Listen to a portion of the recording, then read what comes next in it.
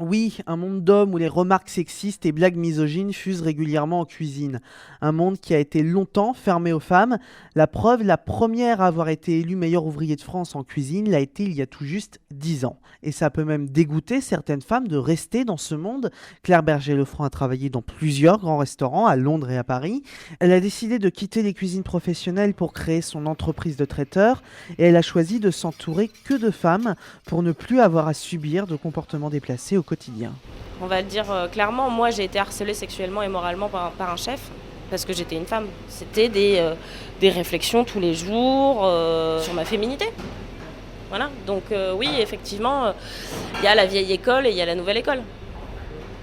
Ils ne sont pas tous comme ça, on ne peut pas généraliser, mais en France, on a quand même vachement cette vieille école et vachement ce genre de petites réflexions de ouais, c'est pas un truc de gonzesse, on n'est pas des PD, c'est toujours des trucs comme ça. Mais c'est comme ça, en fait, qu'il y a beaucoup de frustration aussi qui s'expriment. C'est un monde machiste, oui, clairement. Souvent, c'est malheureux à dire, mais les mecs qui sont pourtant des gens gentils et qui sortent de brigade, ils sont tellement conditionnés que c'est des blagues de cul à longueur de temps et des blagues de caserne. C'est cette ambiance de caserne qui explique peut-être ce chiffre. Dans la haute gastronomie, seulement 6% des chefs sont des femmes, alors que dans le même temps, plus d'un quart de la profession est féminisée. Il y aurait donc un plafond de verre. Certes, les cuisines se féminisent, mais pour accéder aux postes prestigieux, c'est là que ça coince. En effet, Manon Fleury dirige depuis quelques semaines la cuisine du Mermoz, un restaurant bistronomique, pas encore étoilé, mais cité par plusieurs critiques dans les adresses qui montent à Paris.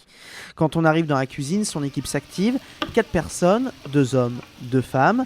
Pour elle, être une femme dans la cuisine professionnelle n'a jamais été un problème, jusqu'à ce qu'elle devienne chef. Ça a été un peu plus compliqué quand j'ai eu des postes à responsabilité parce qu'en fait on s'aperçoit que on a plus de mal à se faire respecter et puis on a souvent un peu le rôle de la maman qui materne, qui râle mais qui c'est pas vraiment très important. Voilà, donc c'est un peu plus compliqué quand on manage de se faire vraiment respecter. C'est plus difficile qu'un homme, faut le dire. Plus difficile de se faire accepter comme chef, mais aussi plus difficile d'être reconnu comme tel par la profession. Et la reconnaissance dans le monde de la cuisine passe par la course aux étoiles. Enfin, je rêve pas d'étoiles en fait. Je m'aperçois qu'il y a beaucoup d'hommes qui aiment les concours,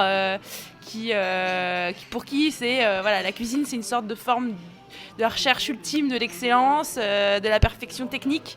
Ce qui par exemple moi pas mon cas, je suis une cuisine qui est sur le produit. Ce qui je pense permet aux hommes d'avoir des étoiles, plus d'étoiles que des femmes.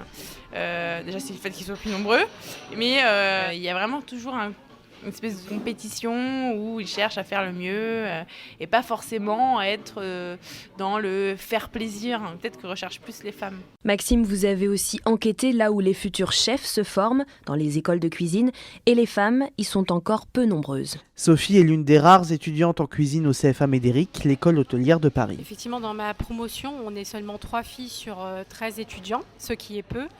C'est encore une profession très masculine. Et c'est vrai que c'est quand même un métier assez exigeant et physiquement ça demande beaucoup de travail aussi. Et c'est vrai que ça peut peut-être effrayer certaines femmes. Un constat que ne partage pas totalement le directeur de son école, Jean-François Tostivin.